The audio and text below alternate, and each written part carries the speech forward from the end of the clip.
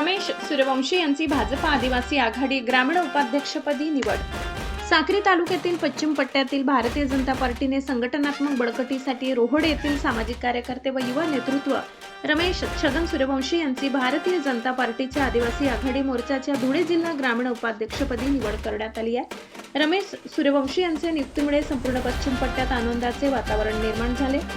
तसेच कुडाशीचे वसंत हिरे यांची भाजप आदिवासी आघाडी ग्रामीण, तर संदीप शांताराम चौरे यांची महामंत्री आदिवासी आघाडी, वंजी पवार यांची आदिवासी आघाडी सचिवपदी, लक्ष्मण सूर्यवंशी यांची सरचिटणीसपदी, पांडुरंग माडचे यांची सरचिटणीसपदी, कांतीलाल ठाकरे सदस्यपदी, गोविंदा गावित यांची कार्यकारिणी सदस्यपदी निवड करण्यात आली। यावेळी नियुक्तीपत्र देताना धुळे जिल्हाध्यक्ष रामकृष्ण खलाणे, माजी जिल्हा परिषद कृषी सभापती हर्षवर्धन दहिते, उपाध्यक्ष चंद्रकांत भामरे, आदिवासी आघाडीचे अध्यक्ष केटी सूर्यवंशी, धुळे सरचिटणीस शैलेंद्र आजगे, पिंपळनेर मंडळ अध्यक्ष विकी कोकणी, विजय ठाकरे उत्पन्न नांद्रे, डॉक्टर पगारिया, चंदू पवार, गुलाब चौरे, शंकर बाविस्कर आदी पदाधिकारी मोठ्या संख्येने उपस्थित होते।